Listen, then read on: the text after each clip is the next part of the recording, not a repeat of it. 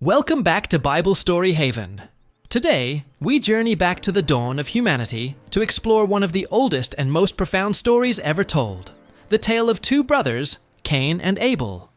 This is a story of faith, jealousy, and the heavy weight of our choices. After leaving the Garden of Eden, Adam and Eve had two sons.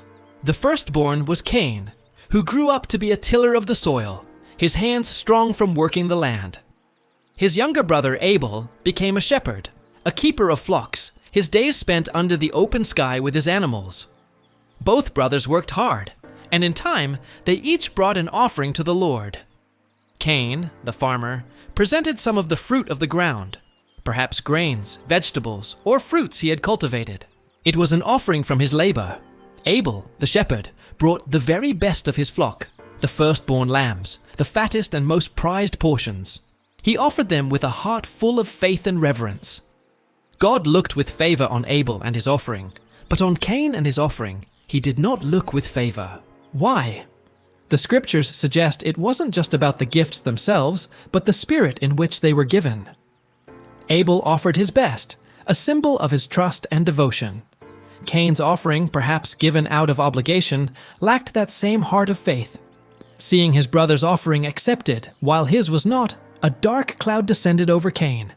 His face fell, and his heart filled with a burning, bitter jealousy. He looked at Abel not with brotherly love, but with resentment. His anger smoldered like a hidden fire. God, in his infinite wisdom and mercy, saw the turmoil in Cain's heart. He came to Cain and asked gently, "Why are you so angry? Why has your face fallen? If you do what is right, will you not be accepted? But if you do not do what is right, sin is crouching at your door. It desires to have you, but you must rule over it." This was a moment of profound choice. God didn't condemn Cain. He warned him. He gave him a clear path forward. Choose what is right. Master the anger that threatens to consume you. It was a divine invitation to turn back from the precipice, to choose a better way. God was extending a hand, offering guidance and a chance to correct his course. He was showing Cain that the power to overcome this darkness was within his grasp. But Cain did not listen. The voice of jealousy was louder than the voice of God. The anger he nurtured grew into a monstrous plan. One day, he said to his brother Abel, "Let's go out to the field." And, as they walked together, surrounded by the quiet nature their father had once named, Cain's heart remained hard. There, in the solitude of the open field, with no one else to see, Cain rose up against his brother Abel and struck him down. The first act of violence between humans stained the earth. The silence that followed was deafening, broken only by the wind rustling through the crops Cain himself had planted. It was a tragic end, born from a heart that refused to master its own darkness. In that moment of devastating silence, God's voice pierced the air once more. "Where is your brother Abel?" he asked. It wasn't a question of ignorance. God knew what had happened. It was an opportunity for Cain to confess, to take responsibility for his terrible act. But Cain's heart, already hardened by jealousy and anger, was now sealed with deception. He replied defiantly, "I don't know. Am I my brother's keeper?" With these words, Cain denied his responsibility, not just for his brother's life, but for the very bond of family and humanity. "Yes, Cain, we are all our brother's keeper." Then God declared, "What have you done? Listen, your brother's blood cries out to me from the ground." The earth itself bore witness to the crime. The consequences were now unavoidable. God continued, "Now you are under a curse and driven from the ground, which opened its mouth to receive your brother's blood from your hand. When you work the ground, it will no longer yield its crops for you. You will be a restless wanderer on the earth." Cain's punishment was severe. The very land he had worked, the source of his identity, would now be hostile to him. He was to be disconnected, isolated, and forever wandering. The weight of his sin was a burden he would carry with him everywhere. Overwhelmed by the sentence, Cain cried out to the Lord, "My punishment is more than I can bear. Today you are driving me from the land, and I will be hidden from your presence.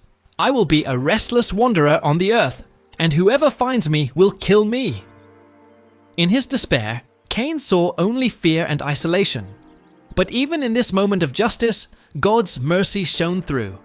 God was not finished with Cain. He told him, "Not so. Anyone who kills Cain will suffer vengeance 7 times over." And then the Lord put a mark on Cain, a sign of divine protection, so that no one who found him would kill him. This mark was not a badge of shame, but a shield of grace. It was a sign that even after committing a terrible sin, Cain was not abandoned by God. He was punished, yes, but he was also preserved. God's justice is perfect, but his mercy is boundless. He gave Cain the one thing he desperately needed: time. Time to live with his choice, to wander, to reflect, and perhaps to find a path toward repentance and redemption. So Cain went out from the Lord's presence and lived in the land of Nod, east of Eden. His story serves as a powerful reminder for all of us. It teaches us about the destructive power of jealousy and unchecked anger. It shows us the importance of taking responsibility for our actions and listening to the voice of guidance when it's offered. Most importantly, the story of Cain and Abel reveals the heart of God, a God of justice who holds us accountable, but also a God of incredible mercy who never completely gives up on us, offering protection and a chance for a new beginning, even when we have fallen so far. It challenges us to ask ourselves, when we feel the stirrings of anger or jealousy, will we let sin be our master, or will we choose to rule over it? Thank you for joining us on Bible Story Haven. We hope this story has given you something to reflect on. If you found this message meaningful, please like, share, and subscribe for more stories from the heart of the Bible. Until next time, may you choose the better path.